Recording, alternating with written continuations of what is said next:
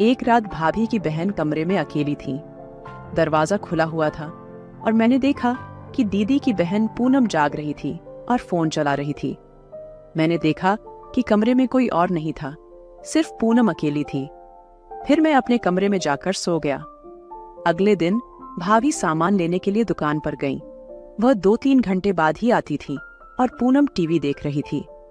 मैं उसके पास जाकर बैठ गया और उसका हाथ पकड़ लिया।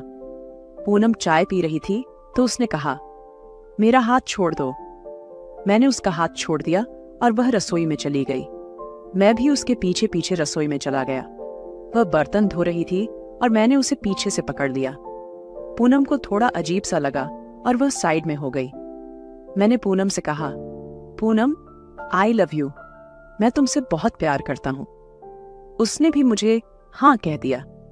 मैंने उससे कहा, पूनम चल अपने कमरे में, और मैं उसके पीछे पीछे कमरे में चला गया। जैसे ही मैं उसके कमरे में गया, उसने कहा, दीदी कभी भी आ सकती है, तुम रात को मौका देखकर मेरे कमरे में आ जाना। मैंने कहा, ठीक है, मैं रात को तुम्हारे कमरे में आऊंगा। मैं रात होने का इंतजार करने लगा। जब सब खाना खाकर सो गए, मैंने भैया और भाभी का कमरा देखा, वे सो रहे थे। फिर मैंने मम्मी पापा का कमरा देखा, वे भी सो रहे थे। फिर मैं अपना कमरा बंद करके पूनम के कमरे में चला गया। दरवाजा बंद करके मैं पूनम के बिस्तर में घुस गया। थोड़ी देर बाद मैं पूनम को, दोस्तों, मेरा नाम रोशनी है और हम छोटे शहर में रहते हैं। मेरी शादी को 2 महीने हो गए हैं। मेरे ससुराल में मेरे सास ससुर, मेरा देवर और मेरा पति रहते हैं। हम 4 लोग ही हैं। मेरे पति की एक दुकान है जो बहुत अच्छी चल रही है। घर का सारा खर्च वही उठाते हैं। मेरा देवर काम करने को तैयार नहीं होता, वह ज्यादातर घर में ही रहता है। मेरे पति ने उसे बहुत समझाया कि कोई काम धंधा कर ले, लेकिन वह नहीं मानता। मेरे देवर की हरकतें मुझे सही नहीं लगती थीं। एक दिन वह अपने कमरे में किसी लड़की से फोन पर बातें कर रहा था। उसे पता नहीं था कि मैं घर आ गई हूँ, क्योंकि मैं अपने पति के साथ दुकान गई थी। मेरे सास ससुर ऊपर धूप में बैठे थे और मैं अचानक ही घर वापस आ गई। जैसे ही मैं अंदर आई, मुझे किसी के बातें करने की आवाज सुनाई दी। जब मैंने जाकर देखा तो मेरा देवर किसी लड़की से फोन पर बहुत बातें कर रहा था। ऐसी बातें जो मेरे पति ने भी मुझसे कभी नहीं की थी, वह उस लड़की से कर रहा था। मुझे वो बातें सुनकर बर्दाश्त नहीं हुआ और मैं बाहर आ गई। थोड़ी देर बाद वह मेरे पास आकर बैठ गया। मैंने उससे पूछा, समीर, किससे बात कर रहे थे? वह बोला, भाभी, तुमसे क्या मतलब? मैंने कहा, तुम इतनी खराब बातें कर रहे थे किसी लड़की से? वह बोला, भाभी, तुम्हें कैसे पता चला? मैंने कहा, मैं तुम्हारी बातें सुन रही थी। फिर वह बोला, भाभी, इस उम्र में मैं वो बातें नहीं कर सकता क्या? अगर कर भी ली तो अब क्या करूं? मैंने कहा, तुमसे बात करना बेकार है। मैं उठकर रसोई में काम करने चली गई और वह मेरे पीछे ही आ गया। आते ही उसने मुझसे कहा, भाभी, वैसे एक बात कहूं, आप बहुत सुंदर हो। मैंने कहा, थैंक यू। और फिर उसने मेरा हाथ पकड़ लिया। मैंने कहा, समीर, तुम क्या कर रहे हो? वह बोला, भाभी, मैं तो तुम्हारा देवर हूं। मैं तुम्हारे साथ मजाक भी कर सकता हूं और तुम्हें छेड़ भी सकता हूं, क्योंकि देवर भाभी का रिश्ता ऐसा ही होता है। मैंने कहा, रिश्ता एक हद में होता है, जैसा तुम कर रहे हो वैसा नहीं होना चाहिए। वह बोला, भाभी प्लीज, क्या मैं एक हग नहीं कर सकता? मैंने उसे 2-3 बार मना किया, लेकिन वह नहीं मान रहा था। फिर मैंने उससे कहा, ठीक है, तुम अपने कमरे में जाओ, मैं तुम्हारे कमरे में आती हूँ। और मैं उसके कमरे में चली गई। मैंने उससे कहा, मैं सिर्फ आज का दिन तुम्हारे साथ बिताऊंगी, उसके बाद नहीं। उसने कहा, ठीक है। फिर उसने मुझे दरवाजे के पीछे खींच लिया और मुझे पकड़ने की कोशिश की। मैं किसी तरह उसके कमरे से बाहर निकल गई। इसके बाद मुझे समझ आ गया कि वह मेरे साथ क्या करना चाह रहा था, लेकिन मैंने उसे अपने मंसूबों में बिल्कुल भी सफल नहीं होने दिया। एक दिन मेरी छोटी बहन का फोन आया। उसकी उम्र लगभग 22 साल थी। वह कहने लगी, दीदी, मैं आपके पास 1 हफ्ते के लिए रहने आ रही हूँ। मैंने कहा, हाँ हाँ, क्यों नहीं, तुम आ जाओ। अगले दिन ही वह मेरे पास रहने आ गई। हम दोनों ने खूब बातें की। शाम हो गई और फिर हम रात के खाने का इंतजाम करने लगे। खाना खाकर हम सोने की तैयारी करने लगे। मैंने पूनम से कहा, पूनम, तुम इस कमरे में सो जाओ, ये खाली है, वहां बिस्तर भी लगा हुआ है, अपना सामान रख लो और वहीं सो जाओ। पूनम ने कहा, ठीक है दीदी। मैं अपने बिस्तर पर बैठकर मोबाइल चला रही थी और मैंने अभी दरवाजा बंद नहीं किया था, दरवाजा खुला ही था। थोड़ी देर बाद मेरी भाभी का देवर इधर उधर घूमने लगा और बार बार मेरी तरफ देख रहा था।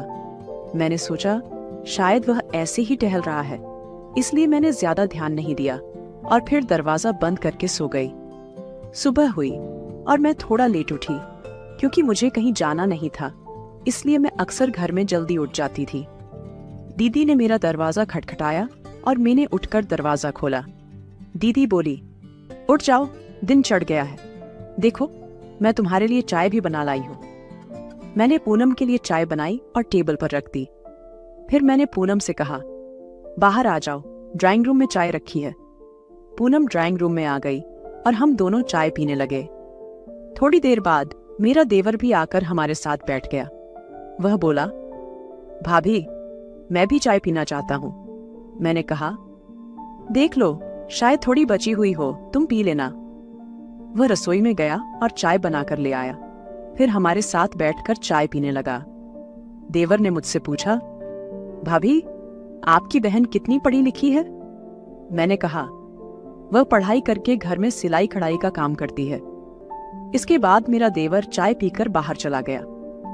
रात के 10 बजे मैं देख रही थी कि पूनम के कमरे के सामने उसका मेरा देवर बार बार इधर उधर चक्कर लगा रहा था। मैंने पूनम से कहा, पूनम, इसे समझा लो, यह सही नहीं है। पूनम ने कहा, दीदी आप चिंता मत करो, मैं कोई बच्ची नहीं हूं।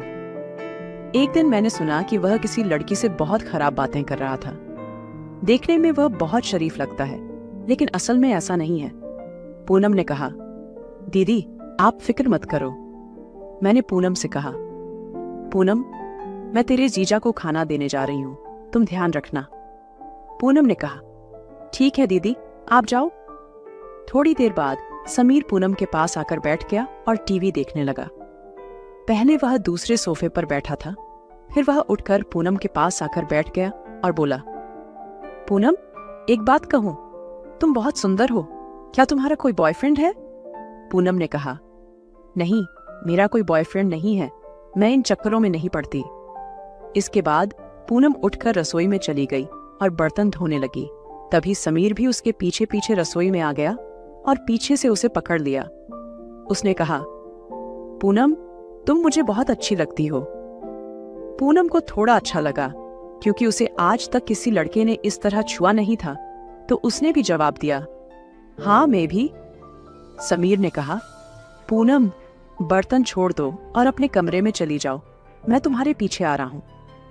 पूनम मान गई और अपने कमरे में चली गई।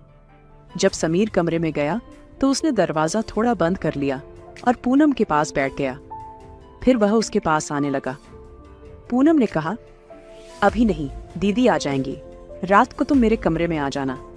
समीर ने कहा, यह बहुत अच्छा आइडिया है, मैं ऐसा ही करूंगा। मैं रात होने का इंतजार करने लगा। खाना खाकर सब सो गए। मैंने पहले अपनी भाभी के कमरे में देखा कि वह सो चुकी थी, फिर मम्मी पापा के कमरे में जाकर देखा तो वे भी सो चुके थे। मौका देखकर मैंने अपने कमरे का दरवाजा बंद किया और सीधा पूनम के कमरे में चला गया। पूनम मेरा इंतजार कर रही थी। मुझे ऐसा लग रहा था कि वह भी लंबे समय से इस सब का इंतजार कर रही थी। मैंने कमरे का दरवाजा बंद किया, लाइट ऑन ऑफ कर दी और एक छोटी लाइट जला दी। फिर मैं पूनम के साथ रजाई में लेट गया। तभी पूनम ने कहा, समीर, जो करना है जल्दी कर, अगर दीदी जाग गई तो बहुत बड़ी दिक्कत खड़ी हो जाएगी। मुझे हैरानी हुई कि पूनम खुद मुझसे यह कह रही थी। मैंने भी देर नहीं की। 3 घंटे बाद मैंने पूनम से कहा कि मैं कल रात फिर आऊंगा और वह मान गई। फिर मैं अपने कमरे में जाकर सो गया। 3-4 रातें बहुत अच्छे से बीती। फिर एक रात जब हम दोनों बातें कर रहे थे, मेरी भाभी उठ गई। वह वॉशरूम जा रही थी। और उसे पूनम के कमरे से कुछ आवाजें सुनाई दी। वह आवाजें सुनकर रुक गई और ध्यान से सुनने लगी। उसे शक हो गया कि कमरे में कुछ चल रहा है। भाभी बाहर आकर सोफे पर बैठ गई। थोड़ी देर बाद जब मैं पूनम के कमरे से बाहर आया तो मुझे नहीं पता था कि भाभी सामने बैठी है, क्योंकि अंधेरा था। मैंने उसे देखा नहीं और सीधा अपने कमरे में चला गया। अगले दिन भाभी ने पूनम से पूछा, रात को तुम्हारे कमरे में कौन था? पूनम ने कहा, कोई नहीं था दीदी। भाभी ने कहा, पूनम झूठ मत बोलो, मैंने सब कुछ देखा और सुना है। तुम क्या कर रही थी?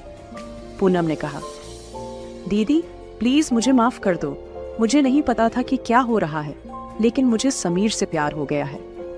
फिर मेरी बहन ने मेरी शादी समीर से करवा दी। शादी के बाद मैं अपनी बहन के घर आ गई। दोनों बहनें बहुत खुश थीं और समीर भी काम पर जाने लगा और पैसे कमाने लगा। हम दोनों बहनें मिलकर काम करती थीं, घर की जिम्मेदारियां संभालती थीं और सब कुछ अच्छा हो गया। दोस्तों, उम्मीद है कि आपको यह कहानी पसंद आई होगी।